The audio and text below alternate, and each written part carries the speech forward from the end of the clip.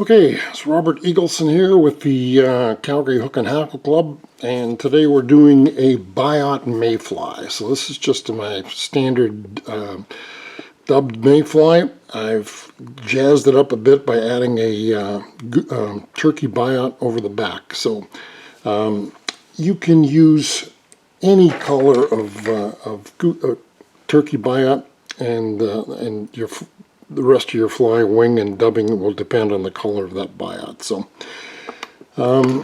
let's get started. So I have a size 14 Daiichi 1180. I'm just going to put that in my vise. I have some 70 denier thread. I'm going to start that about 2/3 point, wrap back a little bit. Find my scissors, clip the excess. For the tail, I'm using Fibetts or mayfly tails. These is in a tan color because I'm going to use that gold-colored Biot. So I'm going to take about 3 of those Fibetts, and if I can find 3 or 4, doesn't really matter. Looks like I've got 4 there. There we go. Now I got 3. So I'm just going to pull those off. Looks like the tip stayed pretty even. So I want these tails to be about shank length. So I'll just kind of measure there and throw that thread back between my thumb and index finger. Wrap, and then as I wrap back, I'm going to hold those Fibetts up. That's going to keep them on the top of the shank. I'm going to keep wrapping back until I get to about between the point and the barb of the hook. One wrap underneath, and that will lift and separate those Fibetts. Okay, for my Biot, my turkey Biot, this is a turkey Biot in a gold color, as I mentioned, but they come in all kinds of different colors. Adam's gray, blue winged owl, PMDs, red, purple. They come in hundreds of different colors. So it's important that when you take these off the stem, off that you don't cut them. You have to pull them off. And the reason you pull them off is that there will be a notch on one side of the Biot, and I like to soak them a little bit. So I've got a little empty fly box here, and or empty hook box rather, and I've got a little pad in the bottom. Soak that with water. The reason I do that, when you pull them off the feather, off the stem of the feather there, they can be a little bit brittle. So just by making them a little bit damp, they'll be a lot easier to use.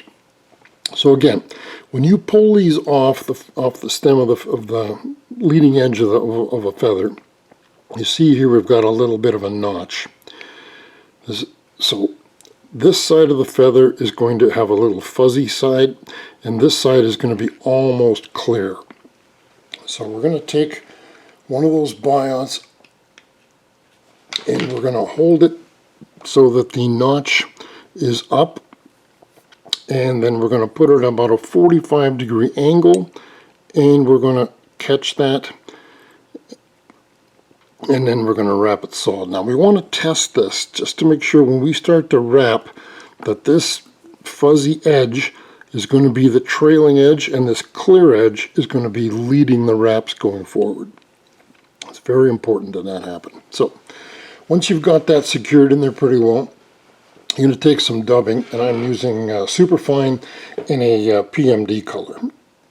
And without fail, new tires are going to use way too much dubbing. So I've got, and you can see how much dubbing I got here. It's, all I want to do is make a fuzzy thread. So I'm just going to moisten my fingers here now, and put that dubbing on my thread. I'll move it up, and I'll just try to make a very thin but tapered body going forward to about that 2/3 point. So I'm a little shy of dubbing here, so just a hint more.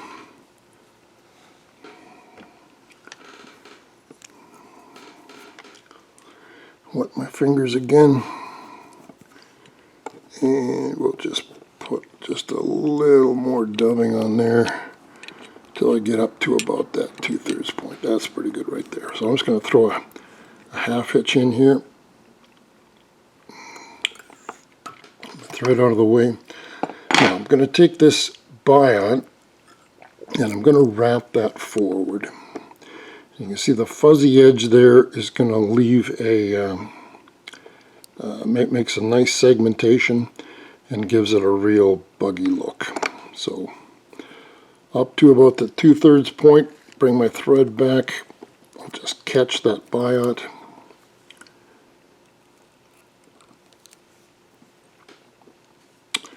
And once I've got that secured pretty well, I'm just going to clip that off.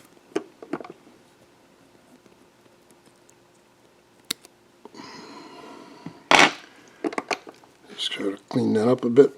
Okay. For my wing, I am using widow's web, but certainly poly yarn works equally as well. This is a widow's web in a polar bear color. You want to pull off a noodle. I like my wings perhaps maybe heavier than they should, so I've got a reasonable clump here, so keep in mind we're going to double this over. So the way I like to tie my wings, I like to bring them from underneath, so I'm bringing them up about the 2/3 point of there. I'm going to pull them upward, take my thread, and I'm just going to catch the front of that, and then I'm going to make a post coming up. So I want that post up about 1/8 of an inch or more. So that looks pretty good right there. So I'll bring my thread back down and back up to the front. Find my scissors, and I'm going to clip my wing deliberately too long. Okay, now I need a hackle. So again, hackle should match the color of the fly. This is a very light PMD kind of color. So I'm going to use a light ginger colored hackle, dry fly hackle. Excuse me. I'm going to take a feather off of that hackle, and then I'm going to prepare it. So I'm holding the feather with the shiny side of the feather towards me. I'm going to prepare that by stripping some fibers off both sides. But this edge, the right edge here, which is going to be the leading edge coming around that post, I've got a few more fibers taken off than I do the other side. So I'm going to clip this off, give myself quite a bit of stem there. Alright, so I'm taking my feather, I'm going to catch that stem,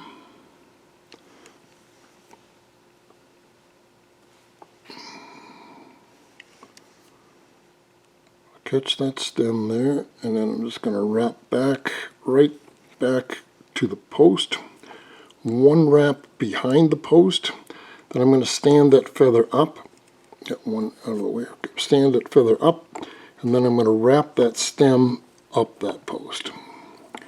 Bring it back down and to the front.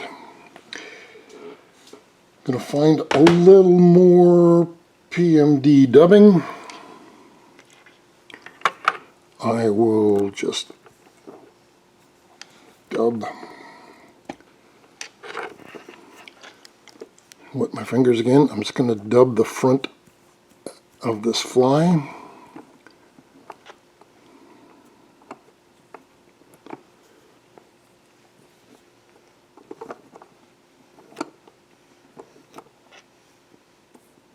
So up to the wing, back behind, tip it over. I got a little bit of a bare spot there, so just a smidge more dubbing.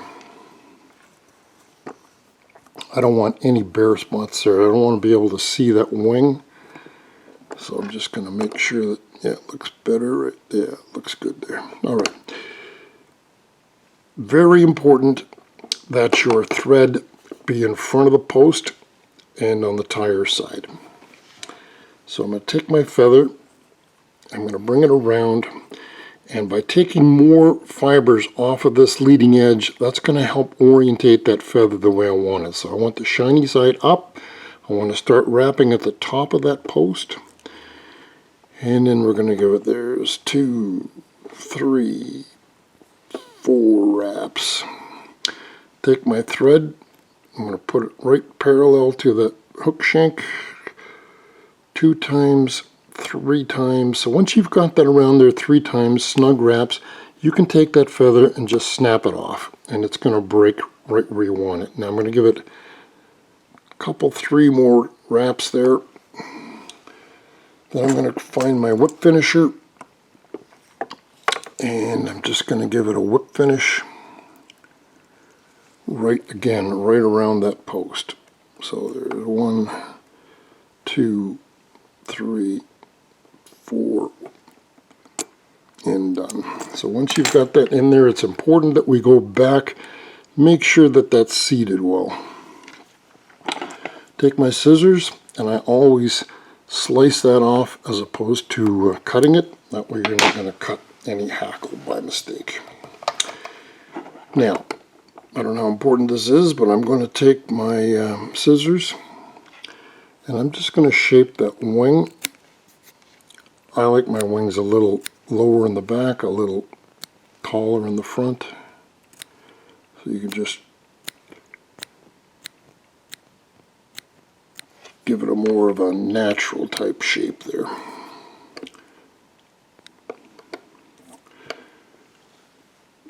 One fiber, there we go. So there we go. That is a Biot nymph parachute style. I virtually tie all my dry flies parachute now. They just seem to produce much better. So the you can see here that the the Biot gives it a real segmented look. Not as durable as without the Biot, but very pretty looking fly, and picky trout are not going to refuse this one the way they might one that's just simply dubbed. So anyway, thanks for watching. Bye.